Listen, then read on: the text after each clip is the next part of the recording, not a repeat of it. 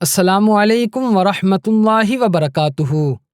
میں محمد مسلم رضا حشمتی، آپ دیکھ رہے ہیں شفا نیٹ ورک۔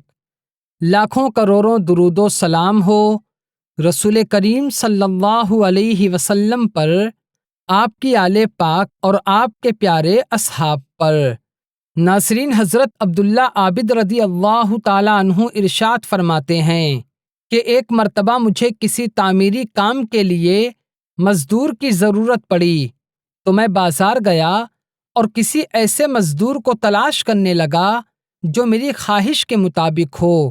اچانک میری نظر ایک ایسے نوجوان پر پڑی جو سب سے آخر میں بیٹھا ہوا تھا۔ اس کے چہرے سے شرافت اور عبادت کا نور چمک رہا تھا، مگر اس کا جسم بہت ہی کمزور تھا۔ اس کے سامنے ایک زنبیل اور رسی پڑی ہوئی تھی اور اس نے اون کا جبہ اور ایک موٹی چادر کا تہبند باندھ رکھا تھا۔ میں نے اس کے پاس آ کر پوچھا، اے نوجوان، کیا تم مزدوری کرو گے؟ اس نے کہا، ہاں، میں مزدوری کروں گا۔ میں نے کہا، تم کتنی اجرت لوگے؟ تو اس نے کہا، 1 درہم اور 1 درہم کا چھٹا حصہ لوں گا۔ میں نے کہا، ٹھیک ہے، آپ میرے ساتھ چلو۔ اس نوجوان نے کہا، جیسے ہی مؤذن ظہر کی اذان دے گا میں سارا کام چھوڑ کر نماز کی تیاری کرنے لگوں گا اور نماز کے بعد دوبارہ کام شروع کروں گا، اور پھر جب عصر کی اذان ہوگی تو میں فوراً کام چھوڑ کر نماز کی تیاری کروں گا اور نماز کے بعد باقی کام کروں گا۔ اگر تمہیں یہ شرط منظور ہے تو میں تمہارے ساتھ چلتا ہوں، ورنہ کوئی اور مزدور ڈھونڈ لو۔ میں نے کہا، مجھے تمہاری یہ شرط منظور ہے۔ پھر میں اس نوجوان کو لے کر اپنے گھر آیا اور اسے کام کی تفصیل بتا دی۔ اس نے کام کے لیے کمر باندھی اور اپنے کام میں مشغول ہو گیا اور مجھ سے کوئی بھی بات نہ کی۔ جب مؤذن نے ظہر کی اذان دی تو اس نے مجھ سے کہا، اے عبداللہ، مؤذن نے اذان دے دی ہے۔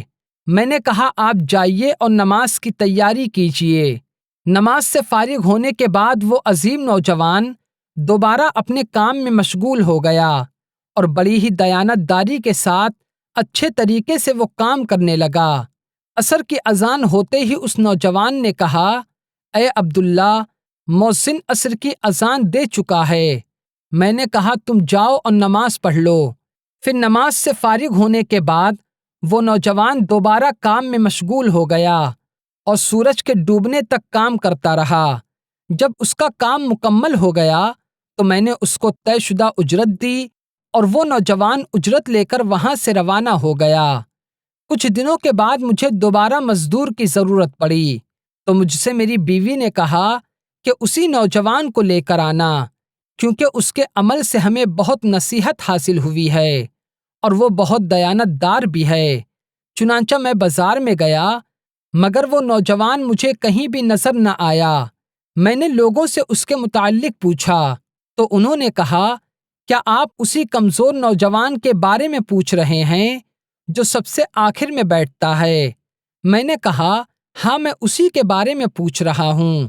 انہوں نے کہا، وہ تو صرف ہفتے کے دن آتا ہے اور اس کے علاوہ وہ کسی دن کام نہیں کرتا۔ یہ سن کر میں واپس گھر آ گیا اور ہفتے کا انتظار کرنے لگا۔ پھر ہفتے کے دن میں دوبارہ بازار گیا تو میں نے اس نیک نوجوان کو اسی جگہ پر موجود پایا۔ میں اس کے پاس گیا اور اس سے پوچھا کہ کیا تم مزدوری کرو گے؟ اس نے کہا، ہاں، لیکن میری وہی شرط ہوگی جو میں نے پہلے آپ کو بتائی تھی۔ میں نے کہا، مجھے تمہاری ساری شرطیں منظور ہیں، تم میرے ساتھ چلو۔ وہ نوجوان میرے ساتھ میرے گھر آیا اور میں نے اسے کام کی تفصیل بتا دی اور وہ بڑی دیانت داری سے پہلے کی طرح کام کرتا رہا اور اس نے کئی مزدوروں جتنا کام کیا۔ شام کو میں نے اسے طے شدہ اجرت سے زیادہ رقم دینا چاہی تو اس نے زائد رقم لینے سے انکار کر دیا۔ میں نے بہت اصرار کیا مگر وہ نہ مانا اور اجرت لیے بغیر ہی وہاں سے جانے لگا۔ مجھے اس بات سے بہت زیادہ رنج ہوا کہ وہ بغیر اجرت لیے ہی جا رہا تھا۔ میں نے اس کا پیچھا کیا اور بہت عاجزی کے ساتھ اسے اجرت دی، مگر اس نے زائد رقم واپس کر دی اور طے شدہ مزدوری لے کر وہاں سے روانہ ہو گیا۔ پھر کچھ دنوں کے بعد جب ہمیں دوبارہ مزدور کی ضرورت پڑی تو میں ہفتے کے دن بازار گیا اور اسی نوجوان کو تلاش کرنے لگا، لیکن وہ مجھے کہیں بھی نظر نہ آیا۔ میں نے وہاں پر موجود لوگوں سے اس کے بارے میں پوچھا تو لوگوں نے بتایا کہ وہ نوجوان صرف ہفتے میں 1 دن کام کرتا ہے اور مزدوری میں 1 درہم اور 1 درہم کا چھٹا حصہ لیتا ہے، اور وہ روزانہ 1 درہم کا چھٹا حصہ اپنے استعمال میں لاتا ہے، مگر وہ آج بیمار ہے، اس لیے وہ آج کام پر نہ آ سکا۔ میں نے پوچھا وہ کہاں رہتا ہے؟ لوگوں نے بتایا کہ وہ فلاں مکان میں رہتا ہے۔ جب میں اس کے گھر کے پاس پہنچا تو وہ ایک بڑھیا کے گھر میں موجود تھا۔ اس ضعیفہ عورت نے بتایا کہ یہ نوجوان کئی دنوں سے بیمار ہے۔ جب میں اس کے پاس پہنچا تو میں نے دیکھا کہ وہ سخت بیماری میں مبتلا ہے اور اس نے اینٹوں کا تکیہ بنایا ہوا ہے۔ میں نے اسے سلام کیا اور اس نے مجھے سلام کا جواب دیا۔ پھر میں نے پوچھا، اے میرے بھائی، کیا تمہاری کوئی حاجت ہے؟ تو اس نے کہا، ہاں مجھے تم سے ایک ضروری کام ہے، کیا تم اسے پورا کرو گے؟ میں نے کہا، انشاءاللہ تعالی میں تمہارا کام ضرور پورا کروں گا، بتاؤ کیا کام ہے؟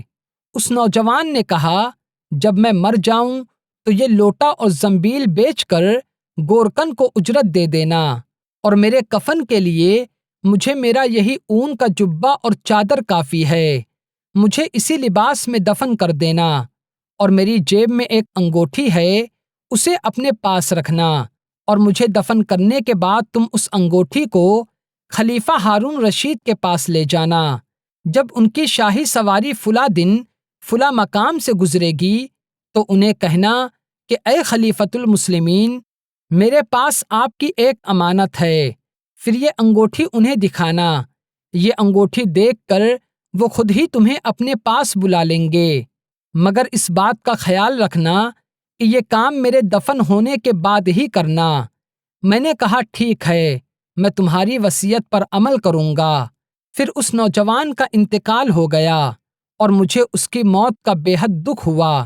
بہرحال میں نے اس کی وصیت کے مطابق اس کی تجہیز و تکفین کی اور پھر انتظار کرنے لگا کہ خلیفہ ہارون رشید کی سواری کس دن نکلتی ہے۔ پھر جب وہ دن آیا تو میں راستے میں بیٹھ گیا۔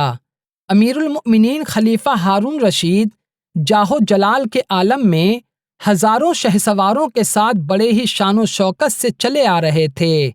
جب ان کی سواری میرے قریب سے گزری تو میں نے بلند آواز سے کہا، اے امیر المؤمنین، میرے پاس آپ کی ایک امانت ہے۔ پھر میں نے وہ انگوٹھی دکھائی۔ انہوں نے انگوٹھی دیکھ کر حکم دیا کہ اسے ہمارے مہمان خانے میں لے جاؤ، میں اس سے اکیلے میں گفتگو کروں گا۔ چنانچہ مجھے محل میں پہنچا دیا گیا۔ جب خلیفہ ہارون رشید کی واپسی ہوئی تو انہوں نے مجھے اپنے پاس بلایا اور باقی تمام لوگوں کو باہر جانے کا حکم دیا۔ جب سب لوگ باہر چلے گئے تو انہوں نے مجھ سے پوچھا کہ تم کون ہو اور تمہارا نام کیا ہے؟ میں نے کہا، میرا نام عبداللہ ہے۔ خلیفہ نے پوچھا، تمہارے پاس یہ انگوٹھی کہاں سے آئی؟ تو میں نے اس عظیم نوجوان کا پورا واقعہ خلیفہ ہارون رشید کو سنایا۔ اس نوجوان کے بارے میں سن کر خلیفہ ہارون رشید اس قدر روئے کہ مجھے ان پر ترس آنے لگا۔ پھر جب وہ میری طرف متوجہ ہوئے تو میں نے ان سے پوچھا، اے امیر المؤمنین، اس نوجوان کا آپ سے کیا رشتہ تھا؟ تو خلیفہ نے فرمایا کہ وہ میرا بیٹا تھا۔ میں نے پوچھا، اس کی یہ حالت کیسے ہوئی؟ تو آپ نے فرمایا، وہ مجھے خلافت ملنے سے پہلے پیدا ہوا تھا، ہم نے اس کی خوب نیک ماحول میں پرورش کی اور اس نے قرآن شریف کا علم سیکھا۔ پھر جب مجھے خلافت کی ذمہ داری سونپی گئی تو اس نے مجھے چھوڑ دیا اور میری دنیاوی دولت سے کوئی فائدہ حاصل نہ کیا۔ یہ میرا بیٹا اپنی ماں کا بہت زیادہ فرما بردار تھا۔ میں نے اس کی ماں کو ایک انگوٹھی دی تھی جس میں بہت ہی قیمتی یاقوت تھا، اور میں نے اس سے کہا کہ یہ انگوٹھی میرے بیٹے کو دے دو تاکہ ضرورت کے وقت وہ اسے بیچ کر اپنی حاجت کو پوری کر سکے۔ اس کے بعد وہ ہمیں چھوڑ کر چلا گیا۔ اور ہمیں اس کے متعلق بالکل بھی معلومات نہ مل سکی، مگر آج تم نے ہمیں اس کے متعلق بتایا ہے۔ پھر خلیفہ رونے لگے اور فرمایا کہ آج رات مجھے میرے بیٹے کی قبر پر لے چلنا۔ جب رات ہوئی تو ہم دونوں اس نوجوان کی قبر پر پہنچے تو خلیفہ ہارون رشید اس کی قبر کے پاس بیٹھ گئے اور زارو قطار رونے لگے اور پوری رات روتے رہے۔ جب صبح ہوئی تو ہم وہاں سے واپس آ گئے۔ خلیفہ نے مجھ سے فرمایا، تم روزانہ میرے پاس آیا کرو، ہم دونوں میرے بیٹے کی قبر پر جایا کریں گے۔ چنانچہ میں ہر رات ان کے پاس چلا جاتا اور وہ میرے ساتھ قبر پر آتے اور رونا شروع کر دیتے اور پھر واپس چلے جاتے۔ حضرت عبداللہ رضی اللہ تعالیٰ عنہ فرماتے ہیں، مجھے معلوم نہیں تھا کہ وہ نوجوان خلیفہ ہارون رشید کا شہزادہ ہے۔ مجھے تو اس وقت معلوم ہوا جب خود امیر المؤمنین خلیفہ ہارون رشید نے بتایا کہ وہ میرا بیٹا تھا۔ ناظرین، بندہ جب اللہ تعالیٰ کا ہو جاتا ہے تو اسے دنیا اور دنیا کی دولت سے نفرت ہو جاتی ہے اور وہ دنیا سے بھاگنے لگتا ہے۔ سوچئے، وہ خلیفۃ المسلمین کے شہزادے تھے، وہ چاہتے تو عیش و عشرت کے ساتھ زندگی بسر کرتے، مگر انہوں نے اللہ تعالیٰ کی عبادت و ریاضت میں زندگی گزار دی اور دنیاوی دولت سے دور رہے۔ اللہ تبارک و تعالیٰ ان پاک ہستیوں کے صدقے میں ہمارے دلوں کو بھی صاف فرمائے اور اپنی محبت عطا فرمائے۔ تو آج کی ویڈیو میں صرف اتنا ہی۔ السلام علیکم۔